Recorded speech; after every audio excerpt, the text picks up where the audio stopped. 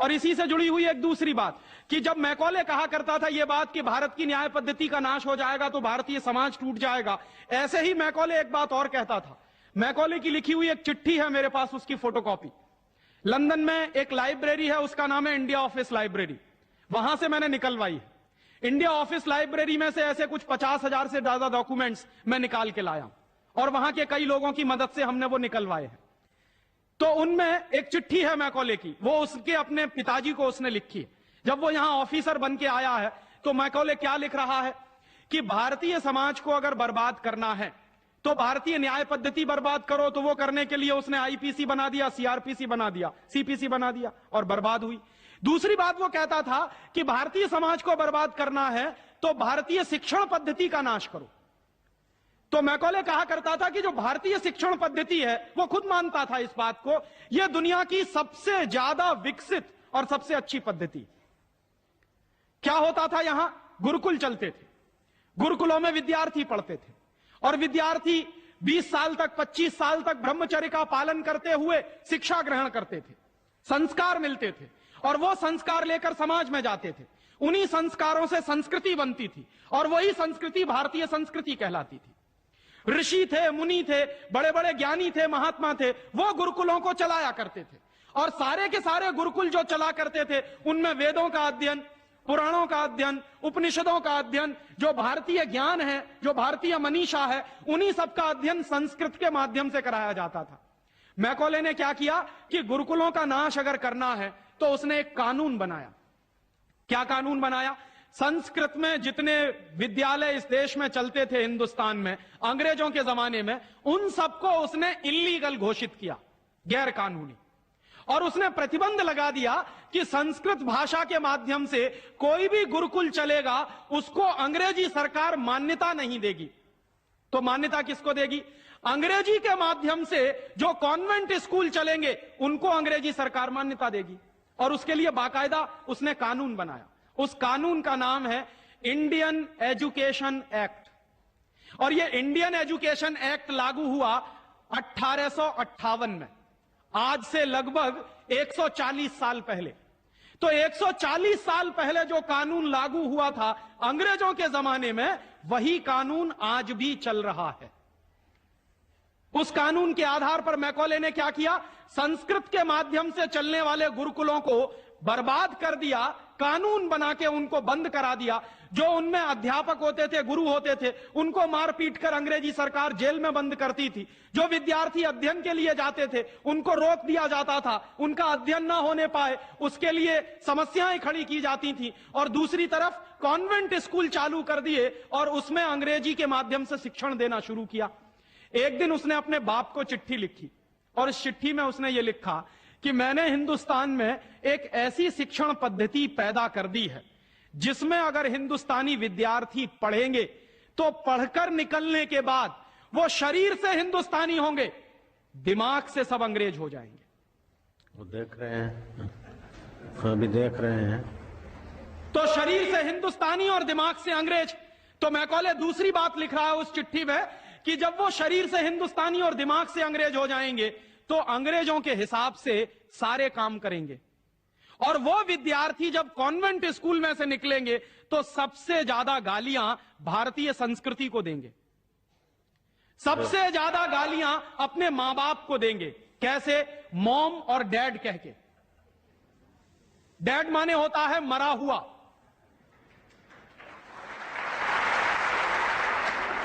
और मम्मी माने होता है शव।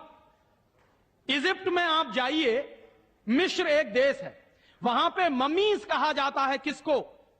मरे हुए आदमी के शव को। तो हमारी मां हो गई मम्मी, मम्मी, और पिताजी हो गए डैड।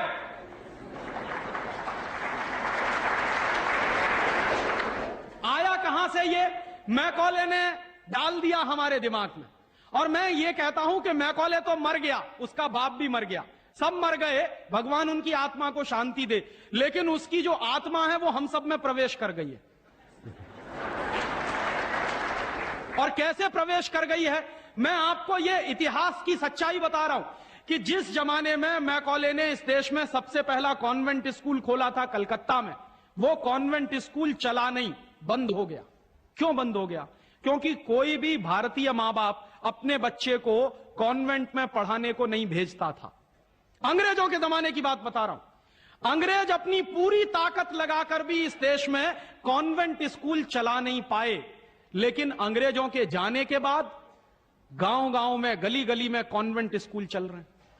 और ऐसे मम्मी डैडी पैदा हुए हैं इस देश में जो बच्चे का जन्म लेने के पहले रजिस्ट्रेशन करवाए आते हैं कॉन्वेंट स्कूलों में। कहते हैं कि अगर रजिस्ट्रेशन नहीं कराया तो एडमिशन नहीं मिलेगा। तो कॉन्वेंट स्कूल में पढ़ाना बहुत जरूरी है बच्चे को। और मैं अक्सर पूछता हूं कि काहे को पढ़ाते हैं कॉन्वेंट स्कूल में? तो कहते हैं राजीव भाई, जब हमारा बच्चा कॉन्वेंट में पढ़ेगा तो बहुत स्मार्ट बन जाएगा। तो मैं पलट के पूछता हूं कि जरा बताइए स्मार्टनेस क्या होती है? तो अक्सर मां बाप मुझे जवाब देते हैं जो दिल्ली बंबई में रहते हैं कि हम बच्चे को कॉन्वेंट में इसलिए पढ़ने को भेजते हैं कि जब वो कॉन्वेंट में पढ़ेगा तो टाई लगाएगा, मोजे जूते पहनेगा, बढ़िया सूट है। तो अंग्रेजों के देश में टाई इसलिए लगाई जाती है कि वहां ठंडी बहुत पड़ती है, सर्दी बहुत पड़ती है, और एक साल में 6 महीने भयंकर बर्फ पड़ती है। कभी कभी तो यह हालत होती है कि 6-7 महीने सूर्य भगवान के दर्शन नहीं होते। और वहां की जलवायु ऐसी है कि आज अगर सूर्य निकला तो जरूरी नहीं है कि कल भी निकलेगा, परसों भी निकलेगा, नरसों भी निकलेगा। भारत में ऐसा नहीं है। आज अगर निकला है तो कल भी निकलेगा, परसों भी निकलेगा, 3 महीने बाद भी निकलेगा, 1 साल बाद भी निकलेगा, ऐसे ही निकलेगा। इंग्लैंड के लोग ये गारंटी से नहीं कह सकते। तो वहां ठंडी बहुत पड़ती है, सर्दी बहुत पड़ती है। और जिन देशों में सर्दी बहुत पड़ती है, ठंडी बहुत पड़ती है, वहां के लोगों को अक्सर जुकाम बहुत होता है, नाक चलती है।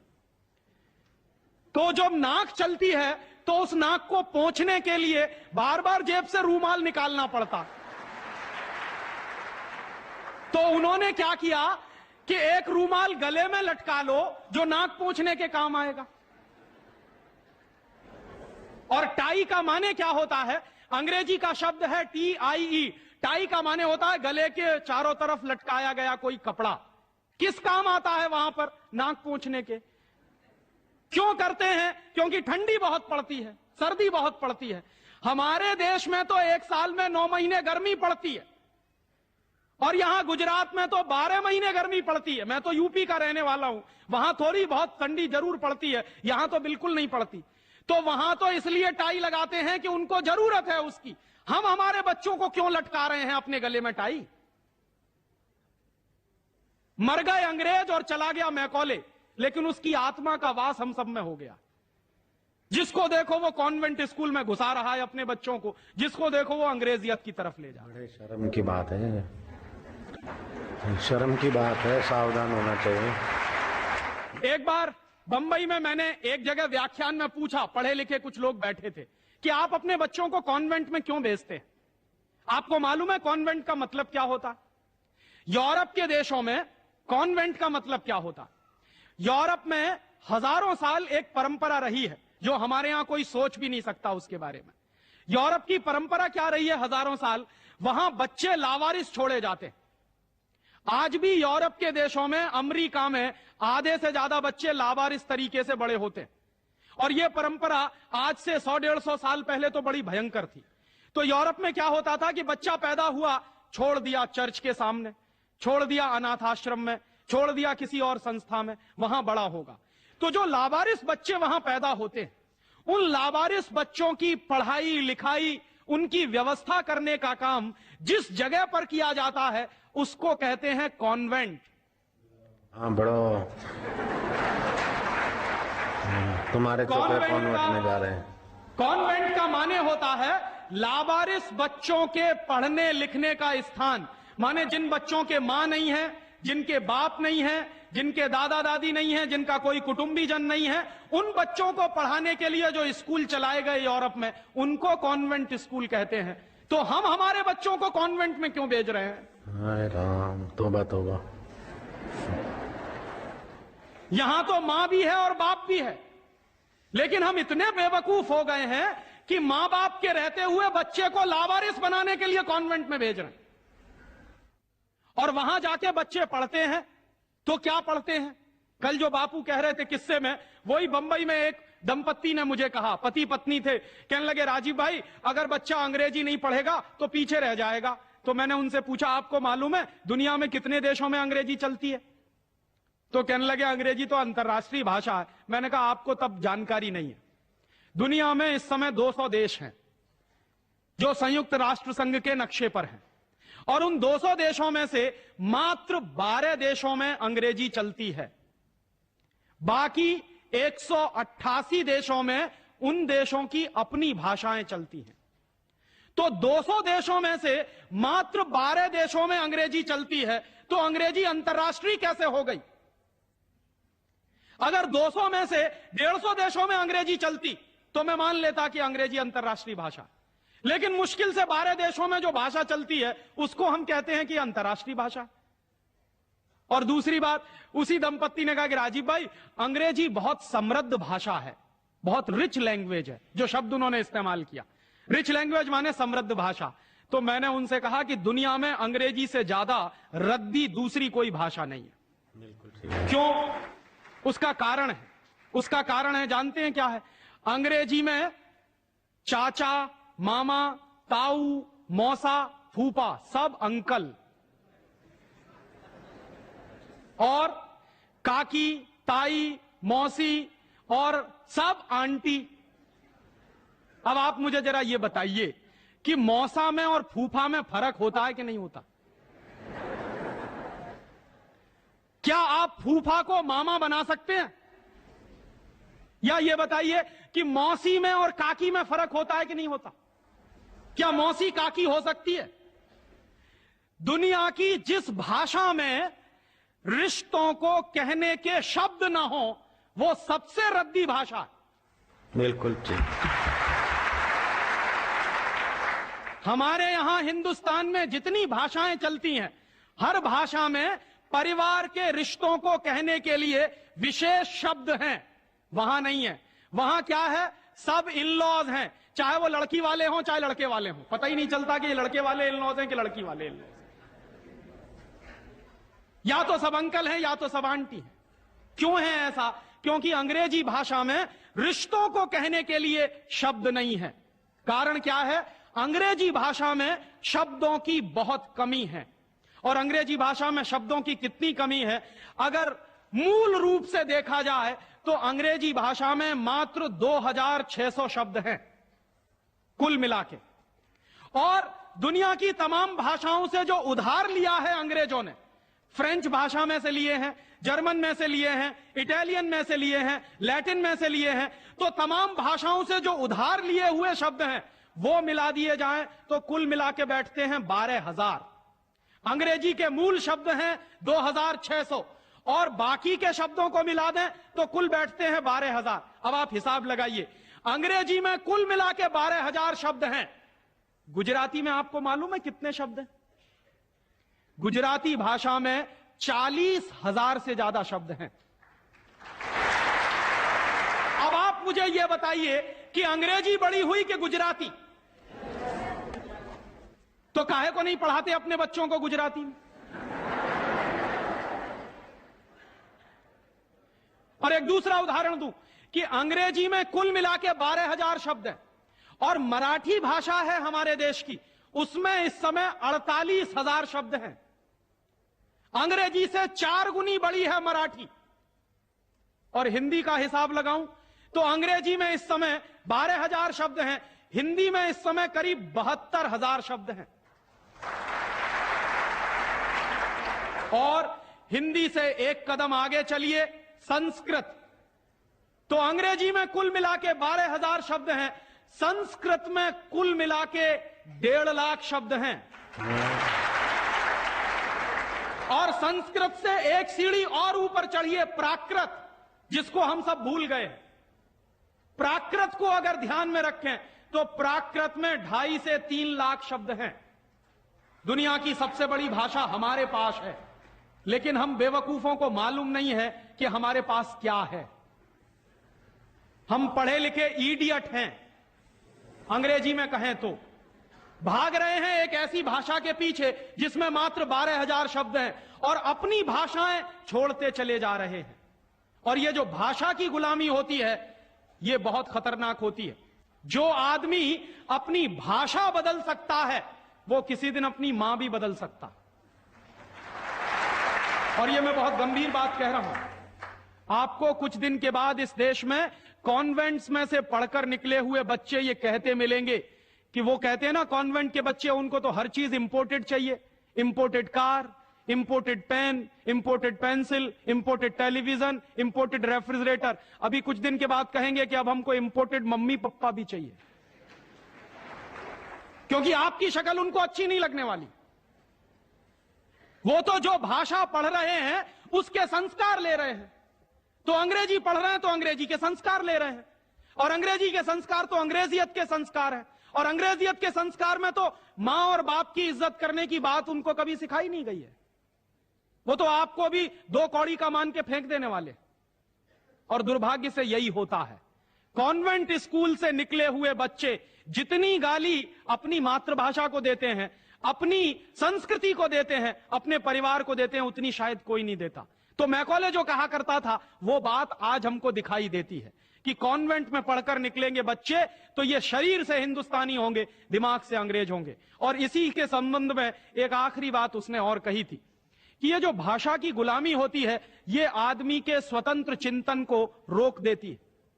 अगर आपको मौलिक चिंतन करना है, अगर आपको स्वस्थ चिंतन करना है और ऐसा चिंतन करना है जिसमें से कुछ नई रचना हो, तो वो आप अपनी मातृभाषा में ही कर सकते हैं।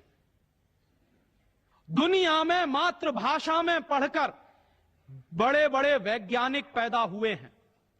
हम लोग, अक्सर मैं लोगों को कहता हूं कि जो लोग कॉन्वेंट के पीछे पागल हैं उनको मैं अभी ताजा ताजा उदाहरण देता हूं। हिंदुस्तान में एक वैज्ञानिक है, उसका नाम है डॉक्टर एपीजे कलाम। डॉक्टर एपीजे कलाम को इस साल भारत रत्न मिला है, और डॉक्टर एपीजे कलाम हिंदुस्तान के जिंदा रहने वाले वैज्ञानिकों में इस समय सबसे ऊपर के व्यक्ति हैं। आपको मालूम है डॉक्टर कलाम की पूरी शिक्षा तमिल में हुई है, अंग्रेजी उन्होंने पढ़ी नहीं है। बहुत वर्षों के बाद उन्होंने थोड़ी अंग्रेजी पढ़ी है काम चलाने के लिए। बचपन से उनकी पूरी शिक्षा उनकी मातृभाषा में हुई है। वो तमिल अच्छी जानते हैं, मलयालम अच्छी जानते हैं, और हिंदुस्तान में आज वो सबसे ऊंची श्रेणी के वैज्ञानिक हैं जिनको भारत रत्न मिला। दुनिया के ऐसे तमाम वैज्ञानिकों के मैं उदाहरण दे सकता हूं। आइंस्टाइन, अल्बर्ट आइंस्टाइन सारा का सारा काम अपनी मातृभाषा में करता था, जर्मन में, और इसलिए इतना बड़ा बना। फ्रांस में एक वैज्ञानिक था मैक्स प्लैंक, जिसकी थ्योरीज हमारे जैसे इंजीनियर्स को पढ़ाई जाती थी जब हम पढ़ते थे। मैक्स प्लैंक की पूरी शिक्षा फ्रेंच भाषा में हुई थी। तो हम लोग जो अपने मन में गलतफहमी पालकर बैठे हैं कि हमारे बच्चे अगर अंग्रेजी में नहीं पढ़ेंगे तो उनका विकास नहीं होगा, मैं आपको इसके उल्टी बात कह रहा हूं कि अगर आपके बच्चे अंग्रेजी में पढ़े तब उनका विकास नहीं होने वाला, वो गधे बन जाएंगे, विनाश होगा। हम लोग क्या कर रहे हैं, अपने बच्चों को कॉन्वेंट में भेज कर गधा बना रहे हैं। गधा जानते हैं क्या होता है? गधे के ऊपर बोझा लादते चले जाइए, लादते चले जाइए, लादते चले जाइए, बेचारा चुपचाप चलता चला जाता है, चलता चला जाता है। आजकल बच्चों के कंधे पर जो बस्ते हमने लाद दिए हैं, जरा उनका वजन तो कर लीजिए। जो बच्चे का वजन है उससे ज्यादा बस्ते का वजन है। अभी से आप अपने बच्चे को स्पॉन्डिलाइटिस का मरीज बना रहे हैं। जितना वजन उसका कंधा ढो नहीं सकता, उससे ज्यादा वजन उसके कंधे पे लटका हुआ, और बेचारा वो बस्ता लेके जाता है, लौट के आता है। जब लौट के आता है तो घंटों घंटों का होमवर्क उसको दे दिया जाता है। आप क्या करते हैं, अपनी मगजमारी कम करने के लिए उसका एक ट्यूटर रख देते हैं। ट्यूटर क्या करता है कि स्कूल का होमवर्क मिला, ट्यूटर ने अपना होमवर्क दे दिया। बच्चे का खेलना कूदना बंद, और बच्चा अगर खेलेगा नहीं, कूदेगा नहीं, तो उसका विकास कैसे होने वाला? तो या तो आपने फंसा दिया बेचारा होमवर्क। मैं अच्छे अच्छे घरों में जाता हूं, सबके बच्चे क्या कर रहे हैं, होमवर्क कर रहे हैं, सवेरे से शाम तक होमवर्क चल रहा है, कभी खत्म होने में ही नहीं आता। भला हो ऐसे स्कूलों का। और उस होमवर्क में से बना क्या रहे हैं और वो होमवर्क कर क्या रहे हैं? मैं आपको मेरी आप बीती सुनाता हूं, किसी दूसरे की नहीं। मैं भी बचपन में अंग्रेजी में मैं पढ़ा, और मैं सबसे ज्यादा गालियां मेरे मां बाप को देता हूं इसके लिए। मेरे पिताजी ने, वो एक बड़े ऑफिसर हैं, ये करने के लिए कि बेटा अंग्रेजी में पढ़ना चाहिए तो बड़ा बनेगा, तो मुझको भी पढ़ा दिया। अब अंग्रेजी माध्यम की जो पढ़ाई है, अंग्रेजियत की जो पढ़ाई है, वो क्या है, मैं आपको एक सॉलिड एग्जाम्पल दूं। मेरा, मुझको गणित पढ़ाया जाता था। गणित में क्या पढ़ाते थे, एक फॉर्मूला था जो मुझको रटवाते थे क्लास 9th में जब मैं पढ़ता था। क्या फॉर्मूला था, x plus y whole square is equal to x square plus 2xy plus y square, x minus y whole square is equal to x square minus 2xy plus y square. और अक्सर इसमें गड़बड़ी होती थी, plus का minus होता था, minus का प्लस होता था। तो क्या होता था, मेरी पिटाई होती थी, क्लास में पिटाई होती थी। और मेरे जो अध्यापक थे तो मुझको खूब चिढ़ाते थे और मुझको खूब उल्टा सीधा कहते थे। एक दिन मैंने ये तय किया कि सब छोड़ छाड़ के ये 2 फॉर्मूले रटूंगा। तो रटने के लिए मैं बैठ गया, सब काम एक बाजू में। अब ये x प्लस वाई और x माइनस वाई में मैं घुस गया। लिख लिख के मैंने किलो किलो कॉपियां बर्बाद कर दी, किलो किलो कागज बर्बाद कर दिया, पता नहीं कितने बॉल पेन बर्बाद हुए होंगे। और 3-4 महीने की उस भयंकर मेहनत के बाद मुझको कुछ फॉर्मूले याद हो गए। अब वो फॉर्मूले मैं सीख के आया।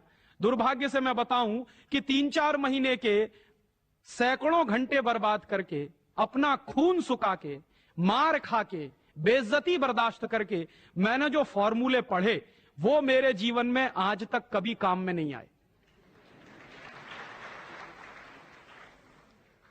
और दूसरे बाजू में मेरी मां ने, जो बहुत पढ़ी लिखी नहीं है, मुझको एक फॉर्मूला सिखाया।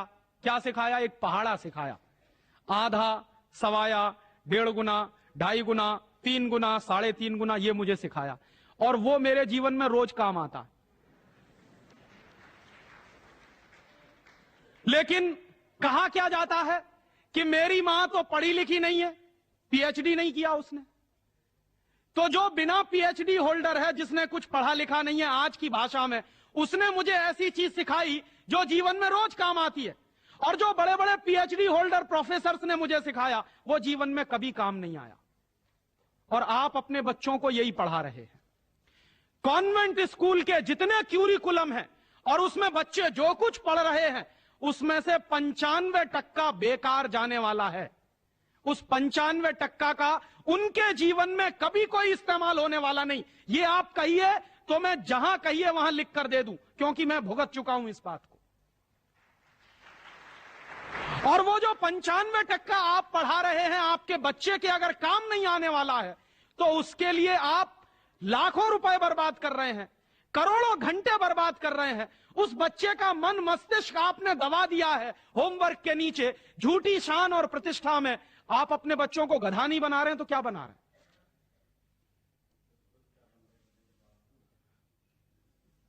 तो आप पूछेंगे क्या करें, तो मैं आपसे एक बुद्धिमानी की बात निवेदन करना चाहता हूं।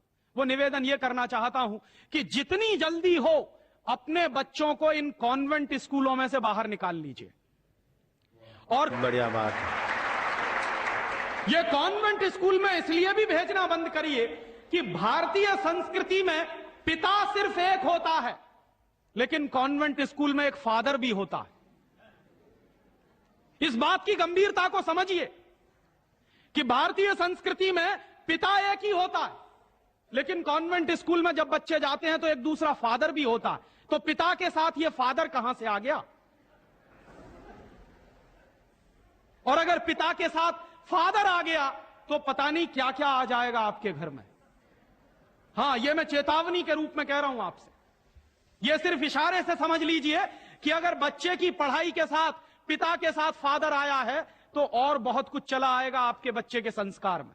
और कहीं ऐसा ना हो जाए कि आपके देखते देखते आपका बच्चा क्रिश्चियन ना बन जाए, ईसाई ना बन जाए। इसलिए मैं आपसे एक निवेदन तो यह करने आया कि जितनी जल्दी हो कॉन्वेंट स्कूलों से बच्चे निकाल लीजिए। और एक दूसरा निवेदन और करने आया हूं, जितनी जल्दी हो कॉन्वेंट स्कूलों को डोनेशन देना बंद करिए। हमारा हजारों रुपए का डोनेशन कॉन्वेंट स्कूलों में जाता।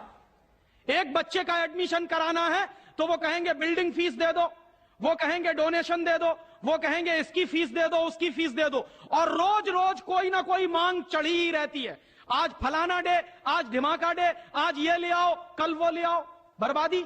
हमारी, माने हम हमारे दुश्मन को अपना पैसा दे रहे हैं। दुनिया में ऐसे बेवकूफ लोग मैंने कहीं नहीं देखे जो अपने दुश्मन को अपने घर का पैसा देते हो। आप जानते हैं कि कॉन्वेंट स्कूलों में से निकलने वाले बच्चे भारतीय संस्कृति के विरोधी होने वाले हैं और उनको यूरोप की संस्कृति सिखाई जा रही है, उसके लिए पैसा हम खर्च कर रहे हैं अपने हाथों से। तो भगवान के लिए, भारतीय संस्कृति को बचाने के लिए अपने बच्चों को कॉन्वेंट में से बाहर निकालिए और अपने बच्चों के नाम पर ये उनको जो डोनेशन दे रहे हैं आप कॉन्वेंट स्कूलों को, वो बंद करिए। और मैं आपको पूरे विश्वास से ये कहना चाहता हूं कि आपके बच्चे अगर मातृभाषा में पढ़ेंगे तो सबसे ज्यादा विद्वान बनने की क्षमता है उनमें। और ये क्यों है? दुनिया के सारे मनोवैज्ञानिक एक ही बात पर अब पहुंचे हैं, जो बात हमारे लोग बहुत पहले से कह गए। अभी यूरोप के लोग आज उस निष्कर्ष पे पहुंचे। क्या कहते हैं? बच्चा अगर मातृभाषा में पढ़ता है तो उसको जो सुविधाएं मिलती हैं, जो फायदा होता है, वो दूसरी भाषा में नहीं मिलती। जैसे उदाहरण के लिए मैं आपको बताऊं और आप इसको प्रयोग के रूप में करिए। आपकी मातृभाषा अगर गुजराती है और आप अपने बच्चे को गुजराती में पढ़ाइए तो कोई सवाल आप उसको दीजिए गुजराती में याद करने के लिए, जितनी जल्दी वो याद कर लेगा उस सवाल को, अगर वही सवाल आप अंग्रेजी में दीजिए उसको तो कम से कम 6 गुना समय लगेगा उसको। अगर वो 1 घंटे में गुजराती में कोई चीज याद करेगा तो 6 घंटे लगेंगे उसको अंग्रेजी में याद करने के लिए। और अंग्रेजी में भी उसको याद नहीं होगा, वो रटेगा पोपट की तरह से।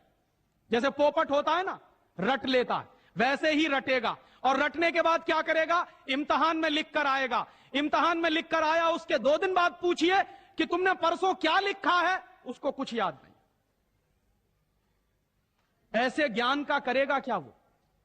जो ज्ञान उसको 2 दिन भी याद ना रहे, जो जानकारी उसको 2 दिन भी याद नहीं रहने वाली, उस जानकारी का वो अपने जीवन में करने वाला क्या है? और इसके दूसरी तरफ आप ये करके देख लीजिए। छोटी छोटी कहानी, छोटे छोटे किस्से, छोटी छोटी कथाओं के माध्यम से, मातृभाषा के माध्यम से आप उसको कोई बात सिखा दीजिए, वर्षों वर्षों जिंदगी भर उसको वो बात याद रहेगी। मुझे भी याद है, मेरी दादी मां ने कहानी के माध्यम से जो संस्कार मुझ में दिए हैं वो अभी भी मुझे याद है। लेकिन मेरे स्कूल में जो संस्कार मुझे दिए गए वो मैं भूल चुका हूं, क्योंकि विदेशी भाषा में मैंने लिए। तो ये खराब होता है। और एक इसी के साथ एक आखिरी निवेदन कि अंग्रेजों ने जिस तरह से बर्बाद किया है भारतीय समाज को, कम से कम अब अगर हमको ये चेतना आती है तो इसको हम बचाएं। मुझे लगता है कि सबसे बड़ा काम और सबसे पहला काम कॉन्वेंट स्कूलों के बंद कराने का, और वो हम सब मिलकर ही कर सकते हैं, अकेला कोई नहीं करेगा। अगर हम सब कॉन्वेंट स्कूलों का बहिष्कार करने का संकल्प ले लें तो फिर से नए गुरुकुल खड़े हो सकते हैं। जो दान आप कॉन्वेंट स्कूलों को देते हैं वो दान अगर गुरुकुलों को मिलना शुरू हो जाए तो गुरुकुल चलने भी शुरू हो जाएंगे, उनको प्रतिष्ठा भी मिल जाएगी, उनको सम्मान भी मिल जाएगा।